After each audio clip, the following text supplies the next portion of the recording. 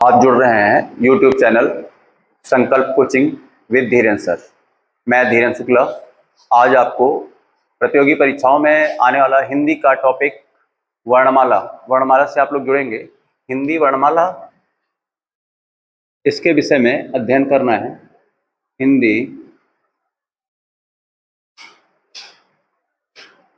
वर्णमाला, वर्णमाला की परिभाषा, वर्णमाला की परिभाषा।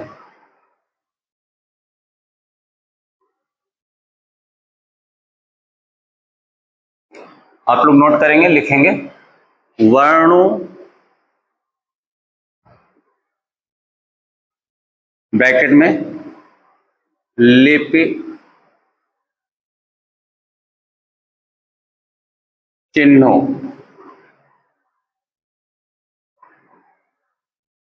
के व्यवस्थित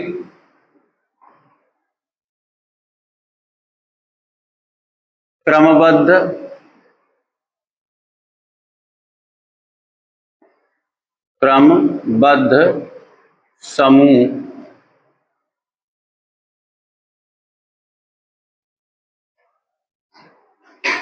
को वर्णमाला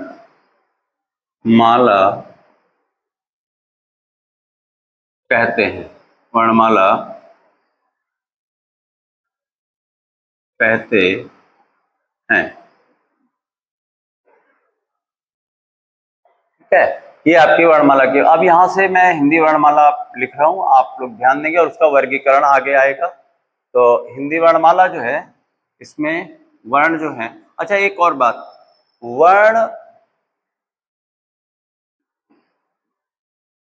और ध्वनि भाषा की सबसे छोटी इकाई वर्ण है। और वर्ण है क्या? वर्ण बराबर ध्वनि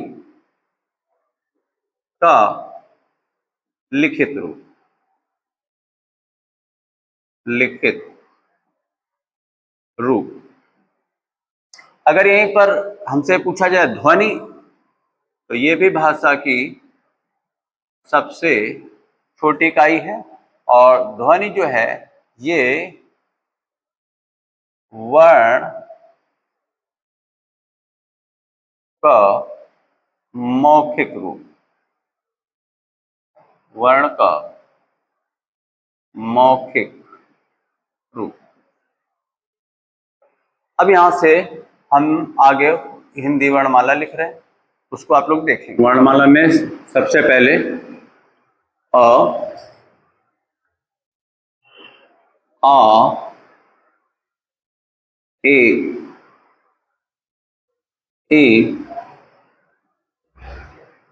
ओ,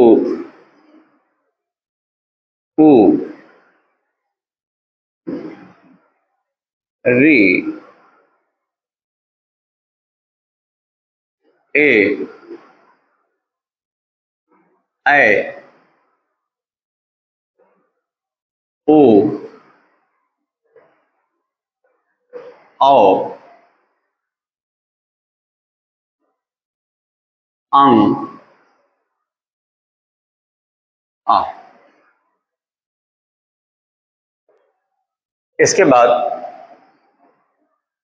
अभी आपको एक एक वर्णमाला के विषय में, एक एक वर्ण के विषय में चर्चा करेंगे और वर्गीकरण के विषय में भी बताएंगे। पहले आप पूरी वर्णमाला हम लिख दे रहे हैं। यहाँ से छोटा आ से आ तक ये हो गया। फिर क,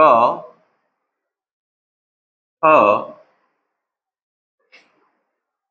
ग, घ, अंग, च, छ, ज, झ, ञ, ट, ठ, ड, ढ, अड़, त, ख, द, ध, न, प, फ, ब, भ, म।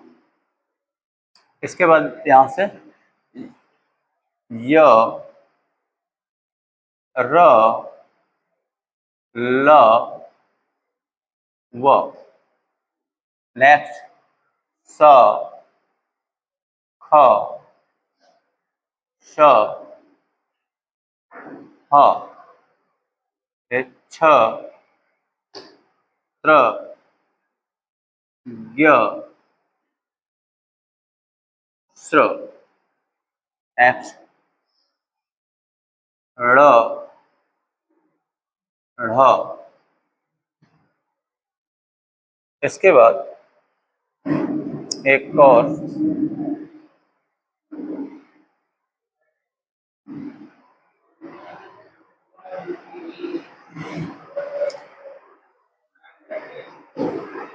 ये आपके यहां देखेंगे पूरी वर्णमाला लिखी।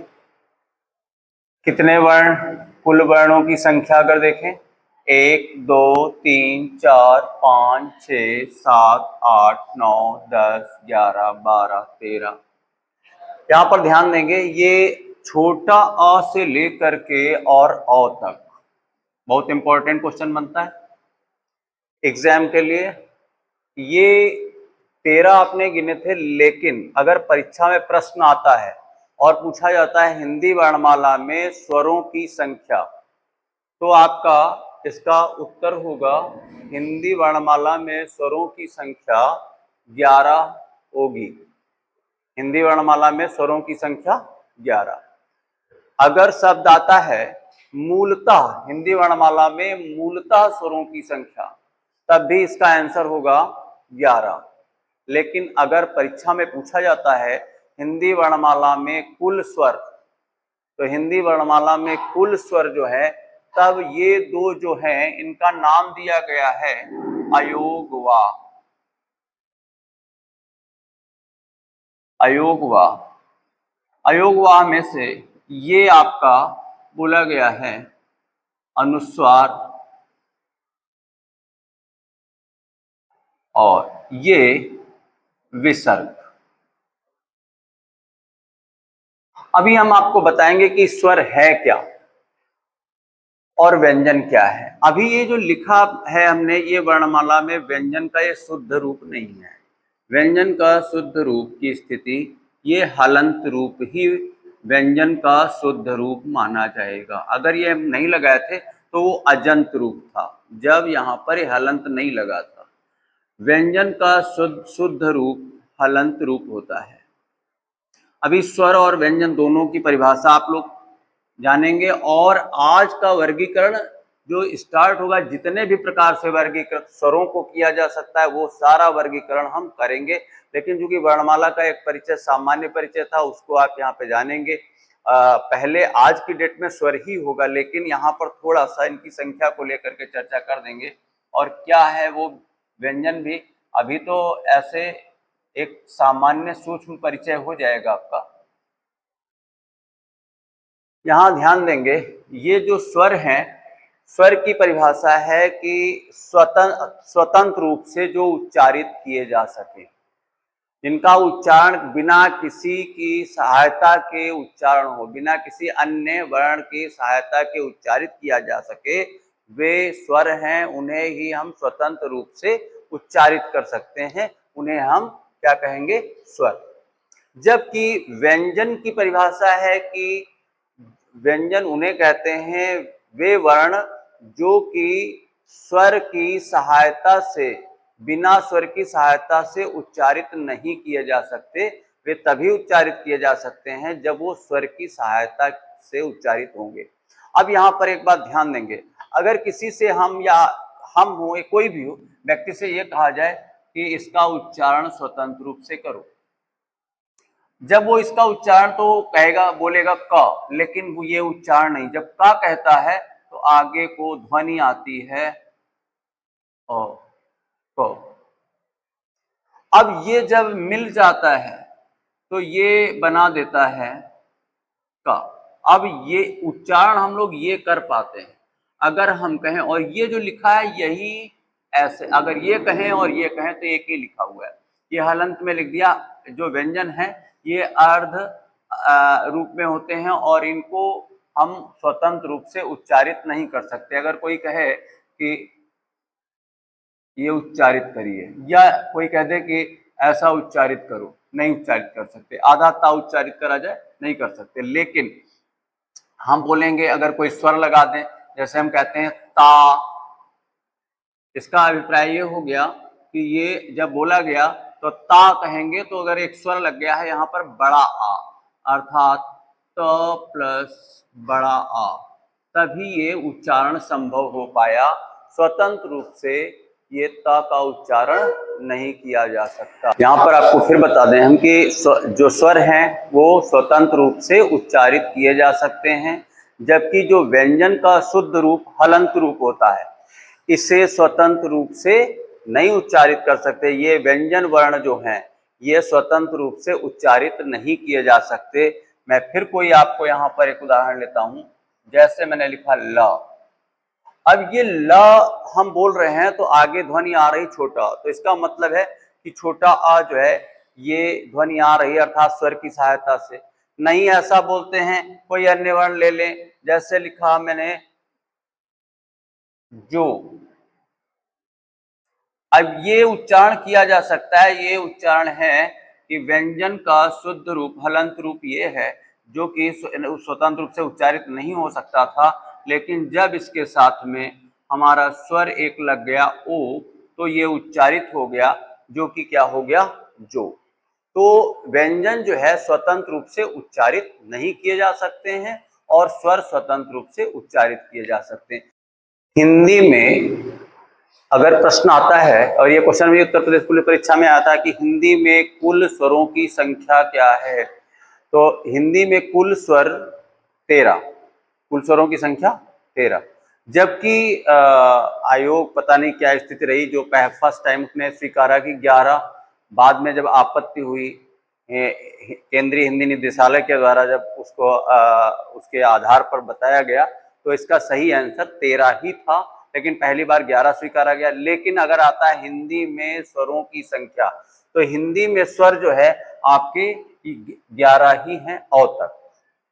ये अब इसका कारण क्या है कि इनको क्यों नहीं शामिल किया गया। जब हम बोलते हैं अंग या अ तो देखिए ये उच्चारण में आ के योग से बने हैं और व्यंजन को ये वहन भी करते, वहन करने का मतलब उच्चारण करने में ये सहायता भी करते हैं व्यंजन को, जैसे ये सहायता करते हैं। लेकिन ये स्वतंत्र रूप से जब उच्चारण की बात आती तो यहाँ पर ये इसकी परिभाषा अभी आपने देखी कि जो वे वर्ण जो स्वतंत्र रूप से उच्चारित किए जा सके, लेकिन ये जो है आ की सहायता से उच्चारित हो रहे हैं। ये अयोगवाह जो है ये अगर केवल प्रश्न लिख करके आ जाता है कि हिंदी में स्वरों की संख्या तो आपका आंसर 11 होगा, स्वरों की संख्या। या फिर अगर आप शब्द ध्यान रखेंगे हिंदी में स्वरों की संख्या 11, अगर ऐसा नहीं लिख करके आता है हिंदी में मूलतः, मूल नहीं मूलतः स्वरों की संख्या, मूलतः शब्द नहीं है तो आता है सामान्यतः स्वरों की संख्या, तब भी इसका आंसर आपका 11 रहेगा। लेकिन अगर क्वेश्चन आता है हिंदी में कुल स्वर तब इसका आंसर आपका बदल जाएगा। हिंदी में कुल स्वर अगर आता है ये तो आपका ऐसी स्थिति बन गई। लेकिन अगर आए कि हिंदी में या हिंदी वर्णमाला में कुल स्वरों की संख्या या कुल स्वर, तब इसका आंसर आपका हो जाएगा 13। तो ध्यान रखेंगे कि ये क्वेश्चन और इसमें ये इतनी बार आया और जितनी बार आता है तब हम देखते हैं कि आयोग से कैसी क्या स्थिति रहती है कि ये ऐसे आंसर कि 11 का 13 और दोनों ऑप्शन रहते हैं। तो अगर हिंदी वर्णमाला में कुल स्वर पूछा जाएगा तो आपका 13, परंपरागत तब भी 13। लेकिन अगर स्वरों की संख्या या मूलतः या सामान्यतः शब्द लग जाए तो हिंदी वर्णमाला में ऐसी संख्या 11 होती है। ये आप लोग समझ गए होंगे। अब इसके बाद में ये का से लेकर के और माँ तक ये व्यंजन की जब बताएंगे तो वहां पे डिटेल में चर्चा होगी, विस्तृत चर्चा होगी। ये आपके जो व्यंजन हैं इनको संज्ञा दी गई है स्पर्शी व्यंजन की, स्पर्शी व्यंजन। ठीक है। अब इसके बाद ये जो यहां से हैं 11 अलावा ये आपके जो व्यंजन हैं इनको संज्ञा दी गई है अंतस्थ व्यंजन, अंतस्थ व्यंजन। इसके बाद ये जो हैं इनको ऊष्मीय, ये हम जब चर्चा पूरी वर्णमाला आगे तो डिटेल में चर्चा करेंगे कि ऐसा क्यों बोला गया, ऊष्मीय या इन्हें ही नाम दिया गया है संघर्षी व्यंजन। इसके बाद ये जो आपके 4 व्यंजन है छ त्रंग ज्ञ स्र, ये इनको संज्ञा दी गई है संयुक्त व्यंजन की, संयुक्त व्यंजन। इसके बाद ये जो आपके हैं इनको द्विगुण या उच्छिप्त व्यंजन की संज्ञा दी गई, इनको नाम दिया गया है द्विगुण या उच्छिप्त। और ये आपका व्यंजन है, इसका अभी अपडेट हुआ है और हिंदी हमने बताया कि ये आपका हिंदी में शामिल कर लिया गया और अपडेट हुआ है प्रश्न। ये नया वर्ण विशिष्ट वर्ण के नाम से इसको संज्ञा दी गई है और ये बताएंगे भी कि इसका उच्चारण क्या होता है। सारे उच्चारण की चर्चा होगी और सारा डिटेल में आप क्लास पढ़ेंगे विशिष्ट व्यंजन। अब जरा यहाँ पर ध्यान देंगे कि क्या स्थिति रहती, तो ये इनकी संख्या 25 है। यहाँ पर आपने ये जो आपने देखा था ये संख्या में 11 थे, प्लस 11 प्लस ये आपके स्वर प्लस 2 ये अयोगवा, अयोगवा। इसके बाद प्लस 25 आपके कौन से स्पर्शी व्यंजन।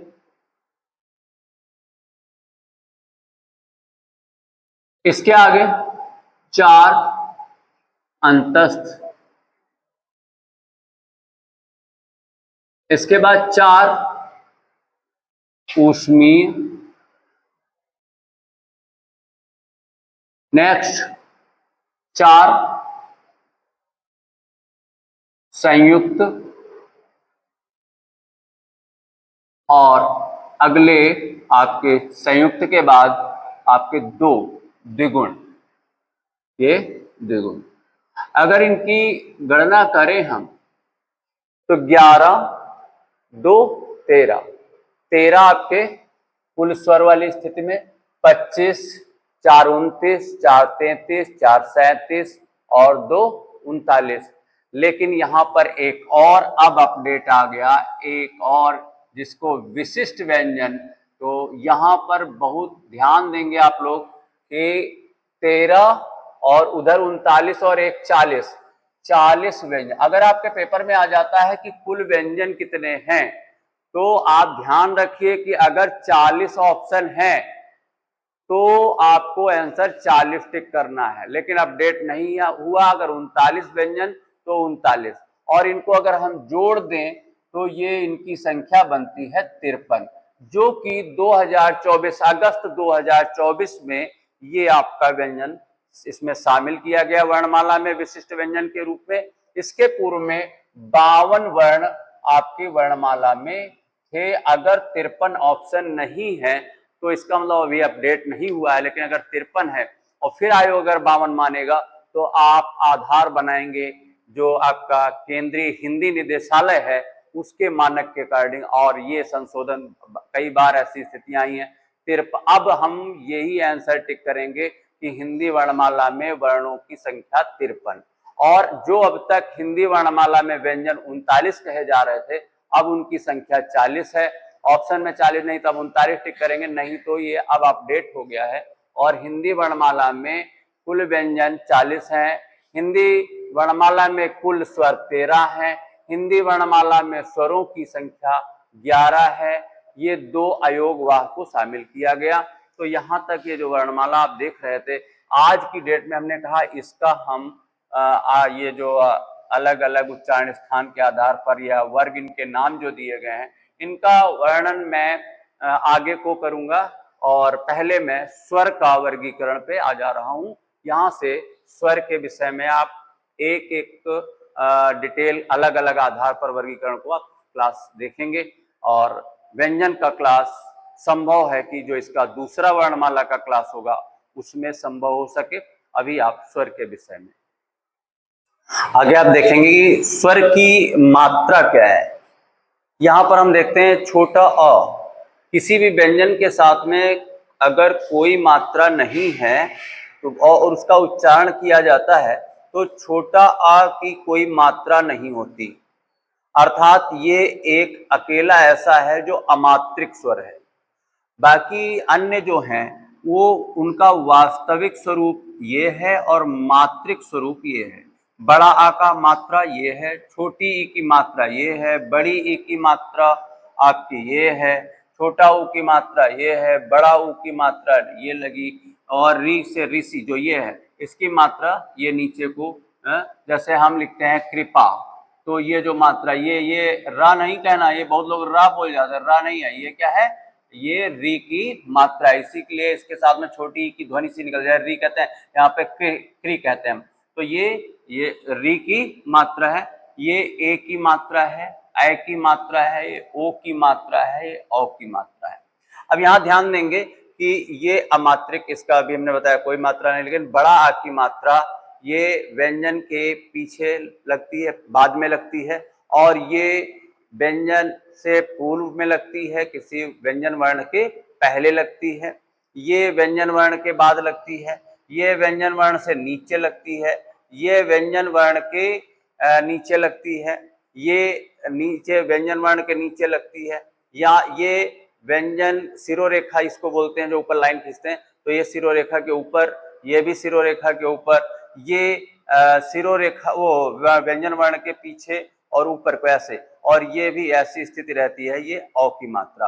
अब मात्रा है क्या, तो व्यंजनों के विभिन्न प्रकार के उच्चारणों को स्पष्ट करने के लिए जब व्यंजन के साथ स्वर का योग करते हैं, उच्चारण करना है तो स्वर का योग करना है, व्यंजनों के विभिन्न प्रकार के उच्चारणों को स्पष्ट करने के लिए जब व्यंजन के साथ स्वर का योग होता है तो वहां स्वर अपने वास्तविक रूप में नहीं आता। जैसे मुझे लिखना है काम, तो ये नहीं का लिखा और हमने लिख दिया बड़ा आ काम, ये आपका नहीं, ये वास्तविक स्वरूप। यहाँ पर हम ये काम हो जाए, यहाँ क्या कहेंगे हम काम लिखना है, तो ये वास्तविक स्वरूप में बड़ा आ नहीं, यहाँ पर ये मात्रिक रूप में आएगा और ये आ जाएगा आपका ये काम। ठीक है, तो इस प्रकार से ये जो है उसको उच्चारण को स्पष्ट कर व्यंजन के साथ स्वर का योग करते हैं, और तो स्वर अपने इस रूप में ना आकर के, और तब जो रूप होता है उनका वो क्या होता है, स्वर की मात्रा का रूप, और ये मात्रिक रूप है। तो अगर हमसे प्रश्न परीक्षाओं में ये भी आ जाए कि मात्रिक स्वरों की संख्या, तो मात्रिक स्वर ये आपके 10 हैं, अमात्रिक स्वर 1 है। ठीक है, अमात्रिक स्वर की संख्या 1, ये भी परीक्षा के लिए इंपॉर्टेंट है, और मात्रिक स्वर की संख्या 10। ध्यान रखेंगे किसी भी व्यंजन के साथ अगर कोई मात्रा नहीं तो साथ में छोटा आ साथ में लगा हुआ माना जाता है, बाकी मात्राएं अपने। अच्छा, अब ये भी प्रश्न उठता है कि कभी भी हम अगर कोई शब्द लिखते हैं तो ये वास्तविक स्वरूप भी, जैसे कभी भी अगर कोई शब्द का उच्चारण करें और सबसे पहले स्वर आ जाए तो वो सदैव अपने वास्तविक स्वरूप में होगा। जैसे लिखा जाए इमली, तो अगर शब्द के शुरुआत में ही स्वर है तो वो मात्रिक रूप में नहीं आएगा, वो वास्तविक स्वरूप में आएगा। जैसे है औरत, यहां पर ऐसी स्थिति रहेगी। और जगह हम देखें कहीं पर भी तो जैसे ऐनक, तो यहां पर भी ऐसी स्थिति है कि ये अपने वास्तविक स्वरूप में आ गया, ऐसे नहीं लिख दिया गया। औरत था तो औरत को ऐसे नहीं लिख दिया गया। ये आपका औरत गलत है। क्या होगा? वास्तविक स्वरूप। लेकिन अगर प्रश्न कोई शब्द है और उस शब्द में आपका क्रमागत क्रम से दो स्वर आ जाएं, जैसे शब्द आपका बनता है गुंजाइश। क्या शब्द बनता है? गुंजाइश। तो यहां पर एक स्वर आया और तुरंत को फिर स्वर आ गया। तो अगर दो क्रम से स्वर आ जाएंगे तो पहला स्वर जो होगा वो आपका वास्तविक, सॉरी, वो आपका कौन सा होगा? मात्रिक रूप में होगा। और जो उसके तुरंत बाद का स्वर होगा वो किस रूप में होगा? वास्तविक रूप में होगा। ये सदैव ध्यान रखेंगे। अगर किसी शब्द में कभी भी दो क्रमागत स्वर आएंगे तो पहला स्वर मात्रिक रूप में और उसके तुरंत बाद वाला स्वर जो होगा वो कौन से स्वरूप में आएगा? वो आपका वास्तविक स्वरूप में, पहला वाला मात्रिक स्वरूप में। ठीक है, ध्यान रखना है।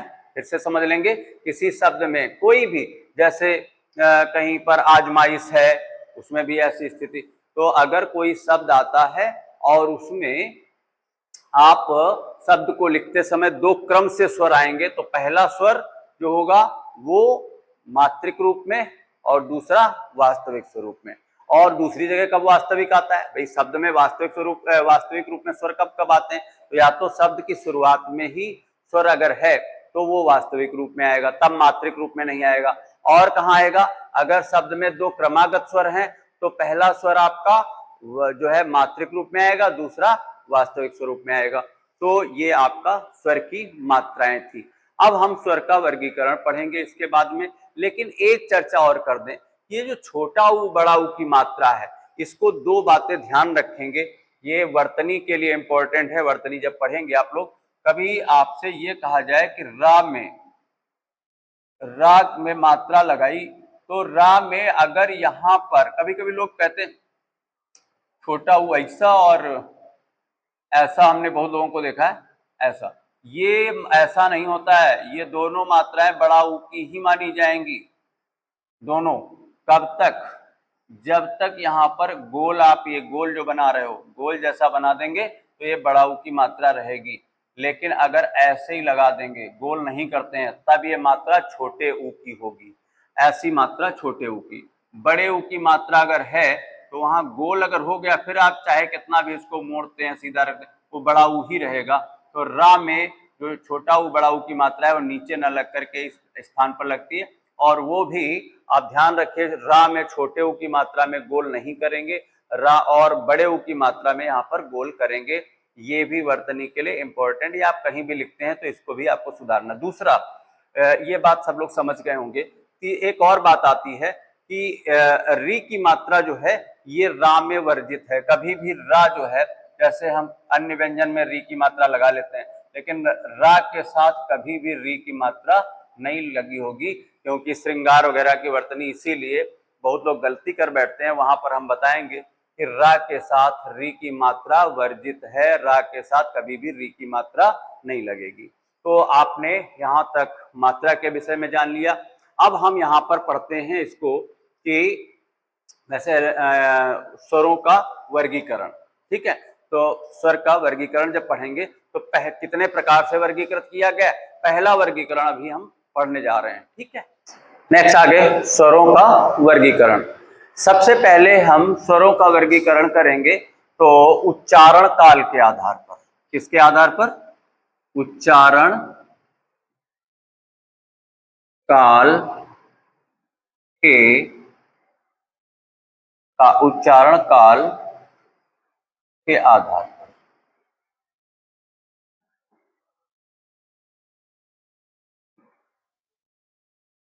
ठीक है, उच्चारण काल के आधार पर स्वर कितने प्रकार के? तो हिंदी वर्णमाला में उच्चारण काल के आधार पर स्वर दो प्रकार के। नंबर एक, पहला पहला आपका आता है ह्रस्व स्वर। कौन सा? ह्रस्व स्वर। दूसरा आपका आता है इसके बाद दीर्घ स्वर।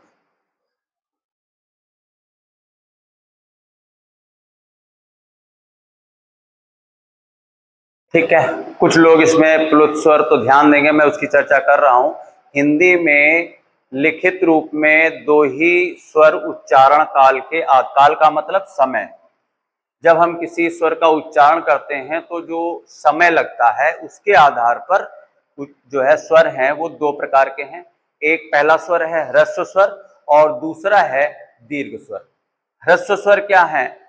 जिनके उच्चारण में न्यूनतम समय लगता है, बहुत कम समय, बहुत कम अवधि में जो बोले जाते हैं। जैसे हम देखते हैं अ, ई, उ और री, ये चार स्वर, अ, ई, उ, री, ये आपके कौन से स्वर हैं? ह्रस्व स्वर। अ, ई, उ और री। ये विभाजन जो वर्गीकरण किया गया है ये उच्चारण काल के आधार पर किया गया। अब बात आती है दीर्घ स्वर क्या होते हैं। ह्रस्व स्वर की परिभाषा क्या है कि जो लोग लिखना चाहें लिख सकते हैं। ह्रस्व स्वर वे स्वर हैं जिनके उच्चारण में अल्प समय, सबसे कम समय, अन्य जो स्वर हैं उनकी तुलना में सबसे कम समय लगता है, उन्हें हम ह्रस्व स्वर कहते हैं। हिंदी वर्णमाला में मात्र 4 स्वर ऐसे हैं, अ, ई, उ, री। बहुत आता है क्वेश्चन ये परीक्षा में, लेकिन ध्यान रखेंगे बहुत लोग वास्तव में, सही बात यह है कि इनको हम मूल स्वर भी कहते हैं, लेकिन वो परिभाषा एक अलग आधार है। मैं यहां लिख दिया हूं उच्चारण काल के आधार पर। उच्चारण काल के आधार पर ह्रस्व स्वर और दीर्घ स्वर। अब जो शेष हमारे पास 7 स्वर रह गए वो कौन से हैं? इसमें देखेंगे 11 स्वर की चर्चा की थी मैंने, तो उसमें बड़ा आ, बड़ी ई, बड़ा ऊ, ए, यहां ए, ये मत कह दीजिए बड़ा ए छोटा ए, यहां तक तो बड़ा, ये मैं बोलूंगा भी कि ऐसा क्यों बोलते हैं। ए, ओ, औ। कितने हो गए? 1 2 3 4 5 6 7। ये 7 आपके दीर्घ स्वर। इनकी तुलना में इसमें दुगुना समय लगता है। आप बोल करके देखेंगे अ, आ, ई, उ, तो इसमें इनको उच्चारित करने में ह्रस्व का मतलब अर्थ ही यही होता है कि अल्प समय की काल, जो काल उच्चारण काल है उसके आधार पर न्यूनतम समय। तो ये आपके कौन से स्वर हो गए? एग्जाम में बहुत इंपॉर्टेंट क्वेश्चन ही है कि निम्न में से कौन सा ह्रस्व स्वर है, तो इनमें से कोई या कौन सा ह्रस्व स्वर नहीं है। तो ये 4 ही स्वर हैं जो ह्रस्व स्वर हैं। विकल्प के अनुसार, प्रश्न की स्थिति के अनुसार है या नहीं है, कुछ भी पूछा जा सकता है। तो ये 4 आपके ह्रस्व स्वर हैं और ये कौन से स्वर हैं? दीर्घ स्वर हैं। बड़ा आ, बड़ी ई, बड़ा उ, ए, ओ, औ। ये आपके कैसे स्वर? दीर्घ। समझ गए होंगे।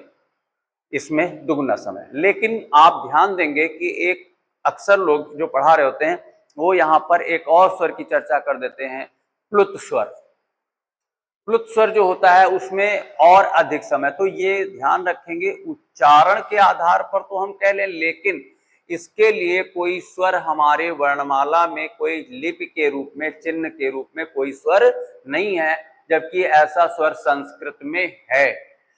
और ये इसलिए कह रहे हैं कि जब हम कभी किसी को पुकारते हैं, जैसे हमने कहा राम, तो रा के बाद लंबे से, तो ये यहाँ पर जब ऐसी ध्वनि आई, या शीते, तो ऐसी स्थिति जब आती है कि कोई दूर व्यक्ति है उसको पुकारने में जब हम देखते हैं कि इसकी भी अपेक्षा दुगुना तिगुना समय लगता है जाकर के लगभग, तो वो आपका कौन सा स्वर होता है? प्लुत स्वर। लेकिन ये हमारे वर्णमाला में लिखित रूप में कोई भी स्वर इस प्लुत स्वर के अंतर्गत नहीं आता है। प्लुत स्वर में हमारा कोई भी जो वर्णमाला है, इसमें जो लिपि में हम देख रहे हैं, इनमें से 11 और 2 अयोग हुआ, तो अलग 11 स्वरों में से या कोई अन्य भी वर्ण हम कहें तो कोई प्लुत स्वर नहीं है, केवल ये ह्रस्व और दीर्घ स्वर। एक आपका वर्गीकरण हो गया। अब दूसरा वर्गीकरण उत्पत्ति के आधार पर। अब उत्पत्ति के आधार पर अगर हम स्वर की चर्चा करें तो आपके ये भी दो प्रकार के मूलतः, एक है आपके मूल स्वर, ध्यान देंगे यहां पर आपका आ गया मूल स्वर, मूल रूप से जिन स्वरों के। अब ये जब आप संधि पढ़ेंगे तो उसमें आप देखेंगे कि अन्य स्वर मेल से, यहां पे दूसरा है संधि स्वर, इन्हें हम दीर्घ स्वर भी कहते हैं। अब मूल स्वर और संधि स्वर, संधि स्वर के भी दो भेद हो जाएंगे, एक आपका हो जाएगा मूल, ये भी मूल दीर्घ स्वर, दूसरा हो जाएगा संयुक्त दीर्घ स्वर। ये जो होंगे ये सजातीय दीर्घ स्वर भी इनको कहते हैं, सजातीय दीर्घ स्वर। अब यहां पर ध्यान देंगे मूल स्वर कौन से हैं। हमारी वर्णमाला में ये चार स्वर मूल रूप से मूल स्वर है, अ, ई, उ, री। बाकी जो भी आप स्वर देख रहे हैं अन्य, वो स्वर अन्य इन्हीं चारों स्वरों के मेल से उनकी उत्पत्ति हुई, उनकी उत्पत्ति इन्हीं चार स्वरों के मेल से हो जाएगी। अब देखते हैं, जैसे हम संधि स्वर में अभी बड़ा आ की बात करें तो ये छोटा आ और प्लस छोटा आ, ये मिल करके क्या बना देगा बड़ा। अब यहाँ पे संधि, संधि का मतलब क्या होता है मिलना, जुड़ाव, तो ये इनके योग से मिल गए, अब यहां पर बड़ा आ बन गया। ऐसे ही अब ये, और ये सजातीय, ये भी ध्यान रखिएगा ये सजातीय दीर्घ स्वर हैं, तो सजातीय ये छोटा बड़ा आपस में सजातीय, छोटी बड़ी आपस में, और छोटा ऊ बड़ा ऊ, और ये जो है ये सजातीय दीर्घ स्वर। अगर सजातीय दीर्घ स्वर है तो बड़ा आ बड़ी ई बड़ा ऊ, सजातीय दीर्घ। लेकिन सजातीय तो ये आपस में सजातीय, ये आपस में और ये आपस में, तो यहाँ पर छोटा छोटा मिल करके बड़ा आ बना दिया, तो मूल रूप से तो हमारे पास छोटा आ ही था, लेकिन ये क्या हो गया संधि के द्वारा हमें बड़ा आ मिल गया। ऐसे ही छोटी छोटी मिलकर के बड़ी बना देगा, तो ये आपका जो रहेगा ये आपका सजातीय दीर्घ स्वर हो जाएगा। ऐसे ही छोटा ऊ मिलकर के बड़ा ऊ बन जाएगा, तो ये भी आपका सजातीय दीर्घ स्वर होगा। और इसके बाद ए है, ए ओ औ, ये भी क्या है छोटा छोटी मिलकर के ए बना देंगे, ऐसे ए बन जाएगा, ओ बन जाएगा, तो ये सब आपके संयुक्त स्वर दीर्घ स्वर में आ जाएंगे। और बाकी ये जो तीन आपके बड़ा आ बड़ी ई बड़ा ऊ, ये इसके अंतर्गत आ जाएंगे, बड़ा आ बड़ी ई और बड़ा ऊ, ये सजातीय मूल दीर्घ स्वर है। और यहां पर संयुक्त में अन्य जो बचे रह गए कौन से, यहां से देखेंगे ए और ए, ओ और औ, 4 3 7, ठीक है 4। अब ये ह्रस्व स्वर के अंतर्गत भी आते हैं जो आपने उच्चारण काल के आधार पर पढ़ा था।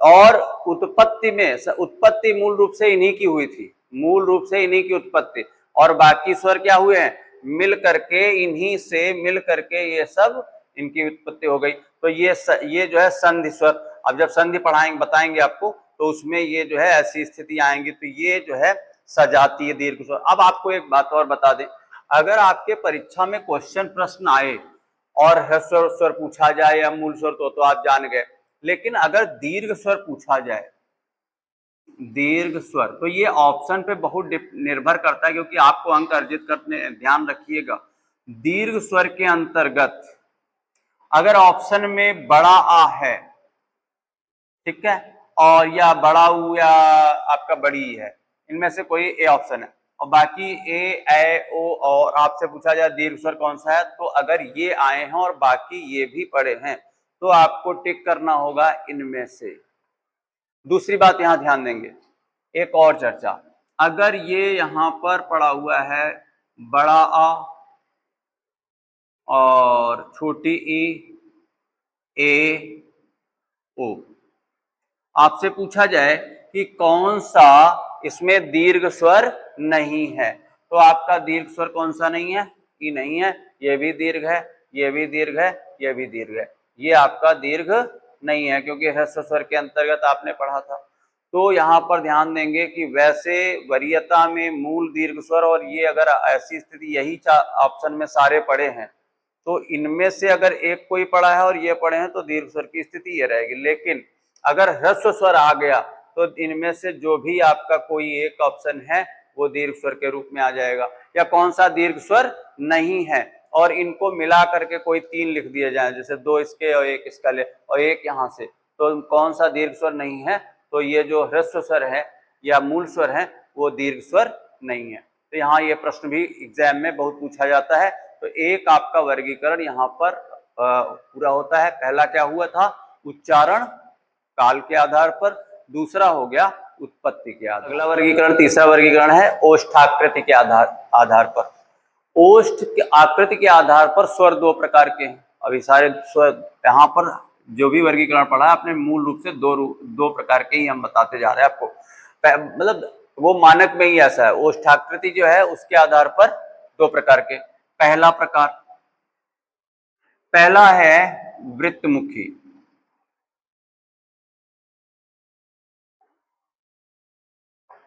वृत्तमुखी, और दूसरा है आवृत्तमुखी।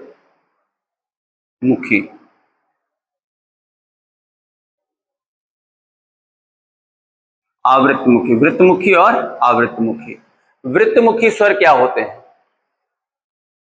ऐसे स्वर जिनका उच्चारण, ये देखिए बड़ा प्रायोगिक है, अगर आप याद न करके इनका ध्यान और से इसको प्रयोग करेंगे तो सब स्पष्ट हो जाएगा।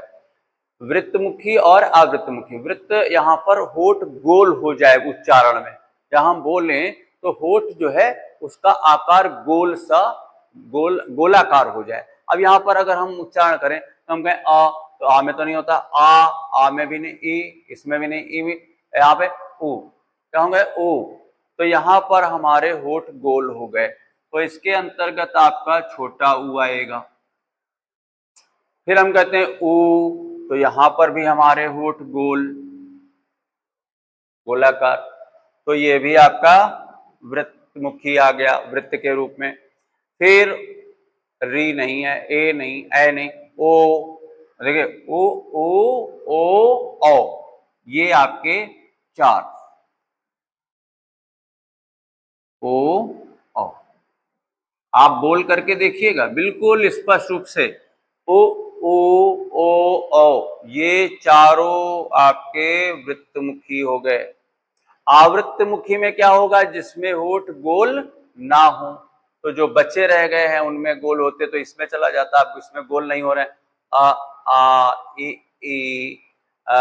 री ए ऐ, ये आपका किसमें चले जाएंगे, आवृत्तमुखी में। यहां से देखेंगे, छोटा अ, बड़ा आ, छोटी ई, बड़ी ई, और री, ए और ऐ, ये आपके आवृत्तमुखी हो गए। तो ओष्ठाकृति के आधार पर आप बहुत स्पष्ट रूप से समझ गए होंगे कि जिनके उच्चारण में होठ गोल हो जाते, गोलाकार हो जाए, वृत्त के रूप में हो जाए, वो वृत्तमुखी। और आवृत्तमुखी में जिसमें गोल होठ ना हो, तो ये आपके जो देख रहे हैं स्वर, इनमें होठ गोल नहीं होते हैं।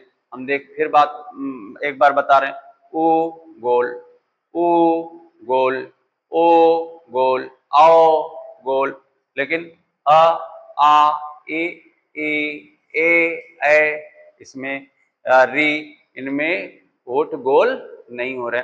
तो ये आवृत्तमुखी हैं और ये चारों आपके कैसे हो गए, वृत्तमुखी हो गए। तो ये भी आपको समझ आ गया होगा।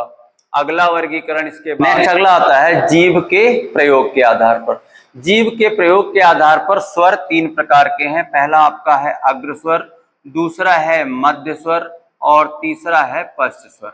देखिए इसमें है क्या कि जिसमें हमारा जब हम उच्चारण करते हैं कोई भी स्वर का, तो जीभ का अगर मध्य भाग सबसे ज्यादा हरकत में आता है, वो चौड़ा हो जाता है।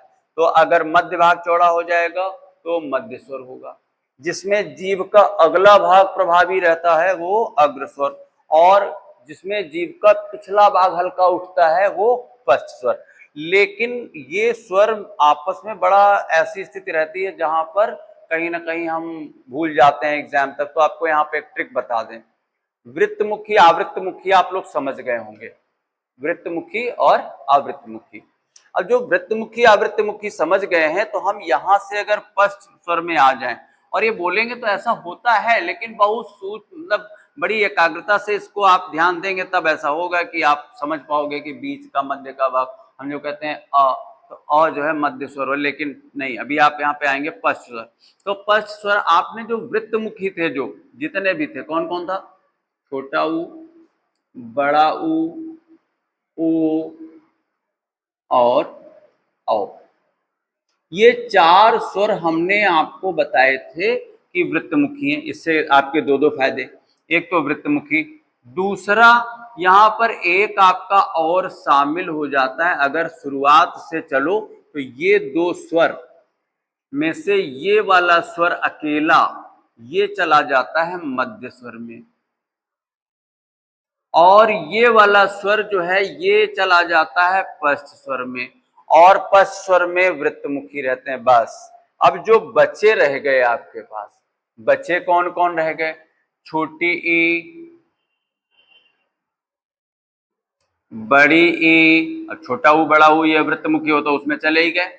और कौन बचा रह गया, छोटी ई, बड़ी, और इसके बाद में री, ये हो गया। और कौन बचा रह गया, ए, और कौन बचा, ए। बहुत अच्छा लॉजिक।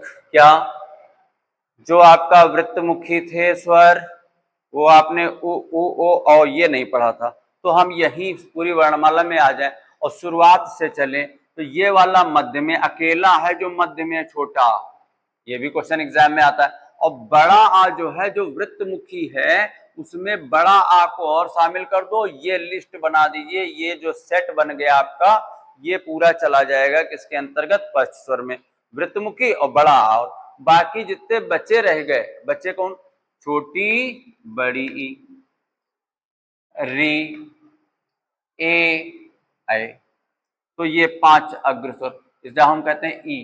तो ई में अगला जो जीभ का अगला भाग है वो प्रभावी हो जाता है। बड़ी हम कहें ई, री, री, इसमें भी अगला भाग ए, लेकिन जब हम कहते हैं आ, तो आ जब कहते हैं तो बीच का जो भाग है, जैसे दांत है, तो यहाँ और इन्हीं के बीच में ये जो है जीभ है, तो यहाँ पर ये मध्य वाला भाग है। ये जब हम छोटा बोलते हैं तो मध्य वाला भाग फैलाव लेता है, और यहाँ यही पे ये छोटा आ जाता है।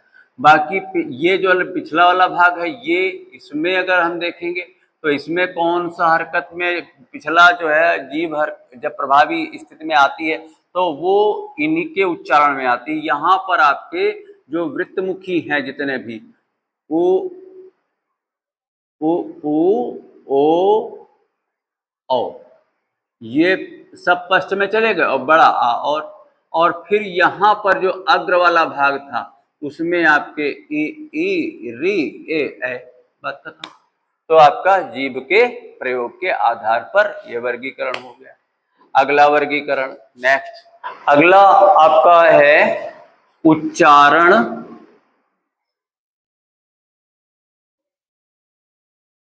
स्थान के आधार पर।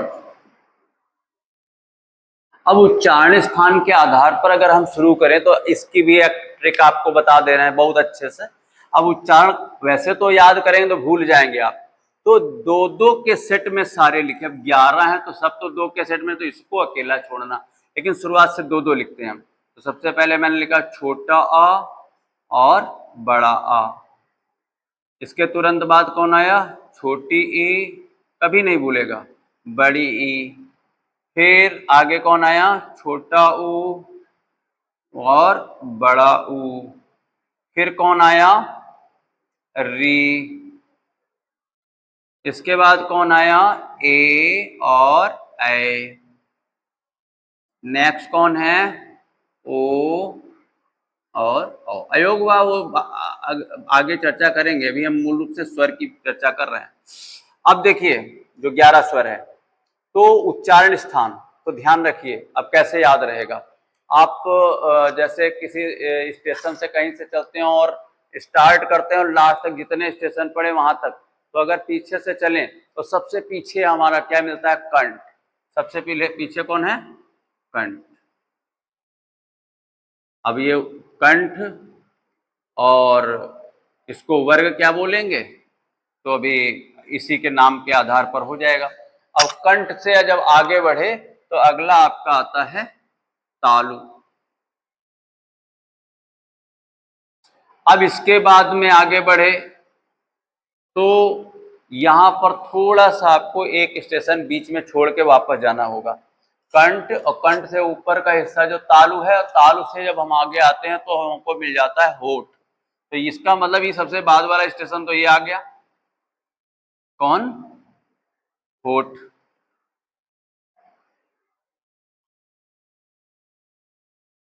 ठीक है, ये होठ। अब इसके बाद ये जब हम इसको थोड़ा वापस, ठीक है, मूर्धा हम व्यंजन में भी, व्यंजन तो बहुत अच्छे से आप वर्गीकरण एक एक ऐसे पढ़ेंगे, लेकिन आप री का जो हम यहाँ बता रहे हैं इसको ध्यान देंगे कि जीव जब जिस वर्ण में, ये अभी यूपीपी एग्जाम में भी आया था, री का उच्चारण स्थान उत्तर प्रदेश पुलिस परीक्षा में पूछा भी गया था। जो वर्ण में जीव गोल होकर के ऊपर टच कर, री री जब कहते हैं तो अगला हिस्सा है, जीव का अगला हिस्सा गोल होकर के ऊपर, तो ये आपका हो जाता है मूर्धा। नेक्स्ट अगला, अब यहां ये दो नाम रह जाते हैं, तो देखो कैसे आप करोगे।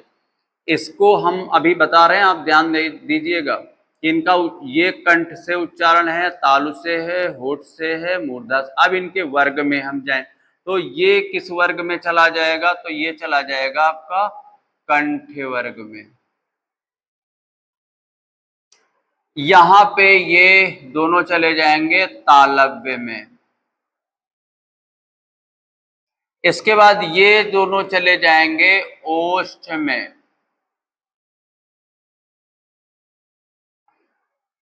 ओष्ठ, ये आपका बोला जाएगा मूर्धन्य। ठीक, अब ये तो चार हो गया। अब ध्यान देना जरा, ये अगला इसको तो आपको जरूर लेना है और इसका मेल इसको इसके साथ करा दो, एक बार इसके साथ करा दो, बस नाम हो गया। ये ए हो गया कंठ तालव्य। ये दोनों से मेल है, दोनों को मेल मिला करके कंठ तालव्य, ये ए। देखिए इनका दो का हो गया। अब इसका इससे करा दो तो ये हो जाएगा कंठ, या कंठोष्ठ कह दो या कंठ ओष्ठ, तो ये हो गया आपका कंठोष्ठ।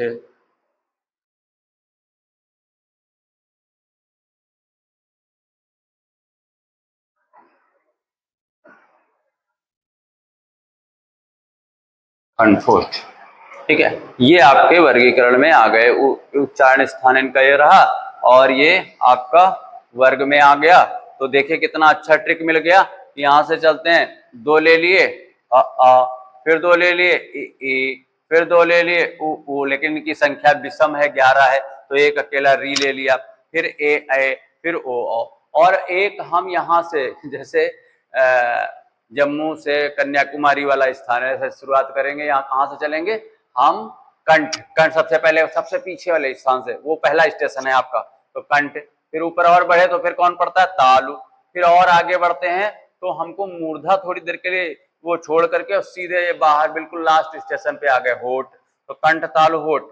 अब इसके बाद में पीछे बैठ गए तो हमने कहा जहां कभी भी कोई वर्ण हो और जीभ आगे मुड़ करके गोल ऊपर लगे, री री तो गोल होती है फिर ऊपर लगे, तो ये आपका सदैव किससे होगा, मूर्धा का से उच्चारण स्थान और मूर्धन्य वर्ग बन जाएगा। तो जैसे ये चार लिख लिए तो पहले को ले लो, इस पहला दूसरे के साथ तो कंठोष्ठ हो गया, ये कंठ तालव्य हो गया, और पहला तीसरे के साथ तो कंठोष्ठ हो गया।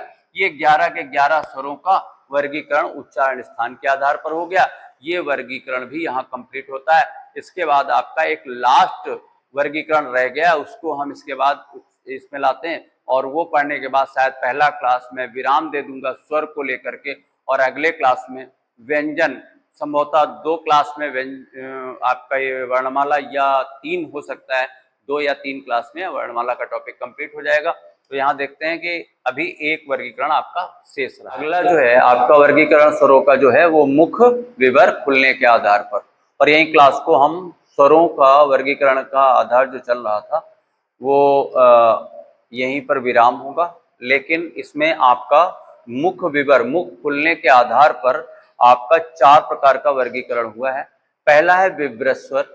विव्र स्वर में जिस आप इन स्वरों का जब उच्चारण करेंगे तो जिसमें मुख पूरा खुलता है, हम कहते हैं आ, जब आ कहते हैं तो हमारा मुख पूरा खुलता है, और ये केवल अकेला स्वर है जिसमें मुख पूरा खुलता है, तो विव्र स्वर बहुत इंपॉर्टेंट है। परीक्षा में जब आता है तो ज्यादातर यही पूछा जाता है, और अलग अलग विद्वानों ने कई स्वर को हमने देखा है पढ़ाते हुए कि वो ऐसा वर्गीकरण किया, लेकिन ये स्पष्ट रूप से ये सबसे ज्यादा पूछा, इंपॉर्टेंट है। विव्र स्वर कौन सा है, आ, जिसमें पूरा मुख खुलता है, और वो स्वर जिनके उच्चारण में, या वे स्वर जिनके उच्चारण में मुख आधा खुलता है, तो वे स्वर अर्ध विव्र स्वर हैं। इसके अंतर्गत कौन आएंगे, ए, आ, औ, ये आपका अर्ध विव्र स्वर हो गए। अब संवृत स्वर में मुख बहुत कम खुलता है, बहुत कम, तो अब संवृत स्वर में हम कहते हैं ई, उ, री, तो इसमें मुख जो है बहुत कम खुलेगा। तो ये आपके 5 स्वर ई, उ, री, ठीक है। यहाँ पर ई, उ, री, तो सबसे अच्छी बात है कि ये सीरियल से आपके यहाँ पर आ जा रहे हैं, तो ये एक में चले गए। अब आते हैं हम अर्ध संवृत।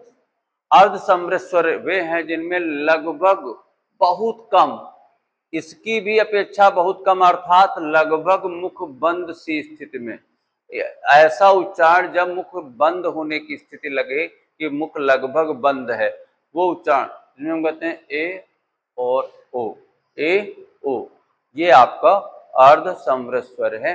तो ये वर्गीकरण था मुख विवर खुलने के आधार पर, जिसमें पूरा मुख खुलता है विवृत, और इसकी अपेक्षा अगर हम कहें तो आधा मुख खुलेगा तो अर्धविवृत। समृत स्वर में मुख बहुत कम खुलता है, वो आपके समृत स्वर हैं। लेकिन अगर बिल्कुल जो है सबसे कम अगर मुख खुलता है, अर्थात बंद की स्थिति जैसी लगती है, वो आपके हैं अर्ध समृत स्वर, वो उसके अंतर्गत ए और ओ। यहाँ पर स्वरों का वर्गीकरण लगभग कंप्लीट हुआ। अगर कोई बात यहाँ पे छूटी है तो हम व्यंजन का जब क्लास होगा वहाँ पर या लास्ट क्लास में उसका जो है चर्चा करेंगे, लेकिन लगभग वर्गीकरण हो गया है। अयोगवाह की चर्चा बाकी है, जिसमें अनुस्वार, और जब हम अनुनासिक, निर्नासिक और पंचमाक्षर की चर्चा करेंगे, व्यंजन के क्लास में पंचमाक्षर का प्रयोग बताएंगे। बहुत इंपॉर्टेंट क्लास होने वाला है व्यंजन का। तो आपने आज का क्लास जो हिंदी वर्णमाला में था वो स्वर का वर्गीकरण आपने पढ़ा और स्वरों का अध्ययन किया। अगले क्लास में व्यंजन पे